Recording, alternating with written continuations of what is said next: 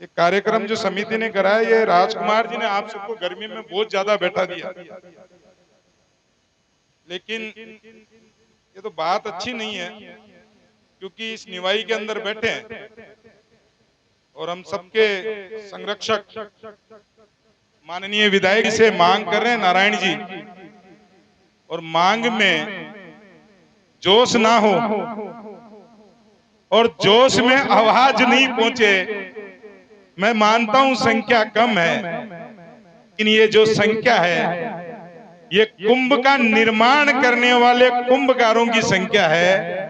इनकी तो आवाज तीनों लोक में गूंजनी चाहिए। तो एक बार हमारी कुल देवी श्रीयादे मात की जय बोलिए, बोलिए श्रीयादे मात की। मजा नहीं आया?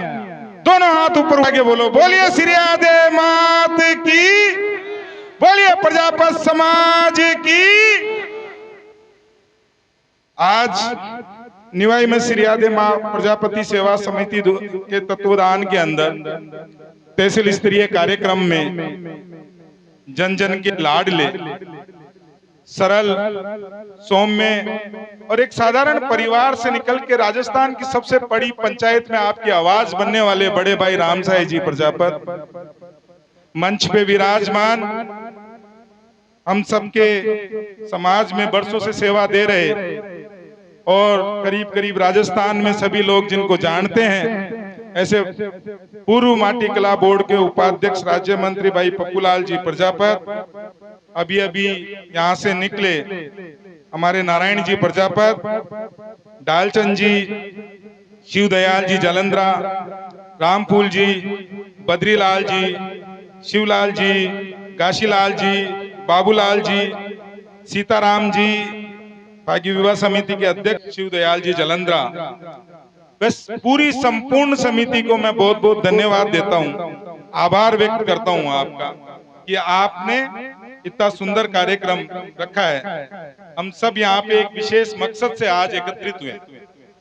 ये अवसर जो है हमारे लिए गर्व का अवसर है।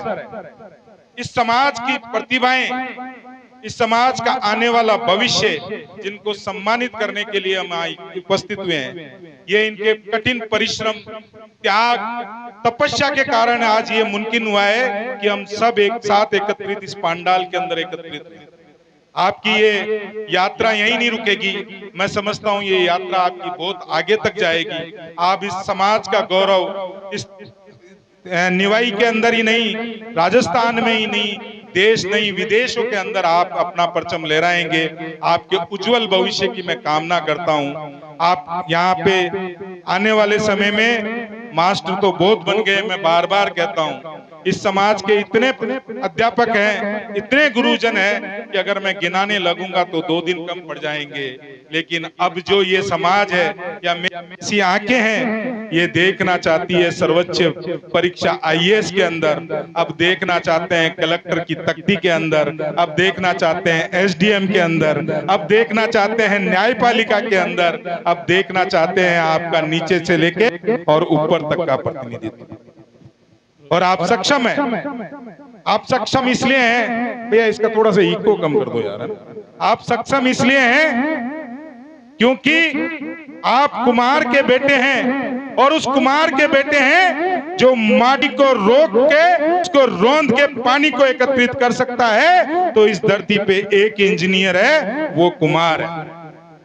आप कुमार हैं जिसका जन्म जन्मांतर से, सदियों से जिसका उल्लेख मिलता है, जहां जहां ब्राह्मण मिलता है वहां वहां कुमार मिलता है। आपका जन्म मरण परण विधायक जी इस कुमार के कलश के बिना कहीं पूर्ण नहीं हो सकता।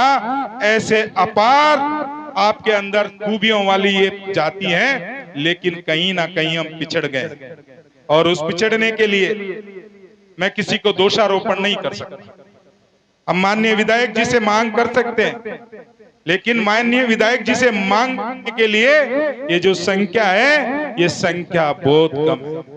आज दुख इसलिए है क्योंकि हम उन प्रतिभाओं को सम्मानित करने के लिए एकत्रित हुए हैं जिन्होंने समाज का गौरव बढ़ाया है, जिन्होंने अखबार की प्रथम पृष्ठ के ऊपर अपना नाम दर्ज करवाया है। आज उनके लिए जब ये प्रतिभा सम्मान समारोह था, तब हमारी कहीं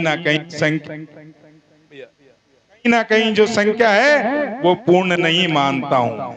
अभी बता रहे थे कि कितने इस निवाई में कितने गांव हैं, कितने डाणियां हैं। अगर एक एक गांव में से एक एक डाणी से अगर एक एक व्यक्ति भी आता तो ये पांडाल जो है वो भरा हुआ होता।